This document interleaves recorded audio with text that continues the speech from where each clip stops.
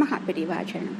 இன்றைக்கி நம்ம என்ன ஹிந்தி கற்றுக்க போகிறோம் அப்படின்னா, புது வார்த்தை சாஹியே, அதாவது எனக்கு வேணும் அப்படின்னா. இப்போ நம்ம கடைக்கு போகிறோம், யார்கிட்டயாச்சும் நம்ம பேசுகிறப்ப எனக்கு இது வேணும் அப்படின்னு நம்ம கேட்குறோம் இல்லையா? அப்படி கேட்கணும் அப்படின்னா நமக்கு தேவையான ஒரு வார்த்தை ஷாஹியே.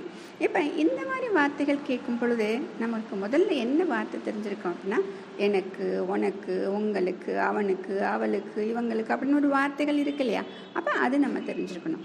அப்போ எனக்கு அப்படின்னா முஜே, அடுத்தது உனக்கு அப்படின்னா துஜே, அடுத்தது உனக்குன்னு சொன்ன மாதிரி பெரியவங்களுக்கு சொல்லலாம், குரூப்பாக சொல்லலாம். அப்படி சொல்லும் பொழுது ஆப்கோ.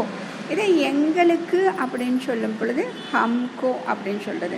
இதே தூரமாக ஒருத்தங்க இருக்காங்க, பையனாக இருந்தாலும் சரி, பொண்ணாக இருந்தாலும் சரி, ஏதாச்சும் ஒரு பொருளாக இருந்தாலும், அனிமல்ஸாக இருந்தாலும் அதுக்கு சொல்கிறது உஸ்கோ அப்படின்னு சொல்கிறது. அதே பக்கத்தில் இருந்தால் இஸ்கோ அப்படின்னு சொல்கிறது. சரி, இப்போ சின்னதாக இதுக்கு என்ன கேள்வி? நம்ம நிறைய கேள்விகள் படிச்சிருக்கோம். கியா, கிதர், கஹாம், கைசா, கித்னா அப்படின்னு படித்தோம் இல்லையா? அந்த வார்த்தைகளை மட்டும்தான் நம்ம உபயோகப்படுத்த போகிறோம். உனக்கு என்ன வேணும்? இப்போ உனக்கு அப்படிங்கிறதுக்கு நம்ம துஜ்ஜியை பார்த்தாச்சு, என்னங்கிறதுக்கு கியா படிச்சிருக்கோம், வேணும் அப்படிங்கிறதுக்கு சாகியே. அப்போ துஜ்ஜி கியா சாகியே அப்படின்னு கேட்க போகிறோம். அடுத்தது உங்களுக்கு என்ன வேணும்? உங்களுக்குன்னா ஆப்கோ, அதே தான் ஆப்கோ கியா சாகியே அடுத்துன்னு கேட்க போகிறோம்.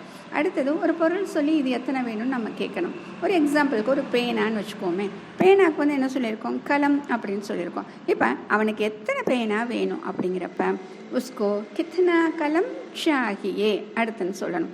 இதே நிறைய பேர் அங்கே ஸ்டூடெண்ட்ஸ் நிற்கிறாங்க, அவங்களுக்கு ஒரு புஸ்தகம் கேட்குறாங்க. அவங்ககிட்ட நம்ம என்ன கேட்கணும்? இவங்களுக்கு என்ன புஸ்தகம் வேணும் அப்படின்னு கேட்கணும். அப்போ இன்கோ கியா கிதாப் சாகியே அப்படின்னு. ஆக இதில் நம்ம என்னென்ன வார்த்தைகள் சேர்க்கலாமோ அந்த வார்த்தைகள் எல்லாம் சேர்த்து எழுதி பார்க்கலாம். All the best. மகாபெரிவாச்சரணம்.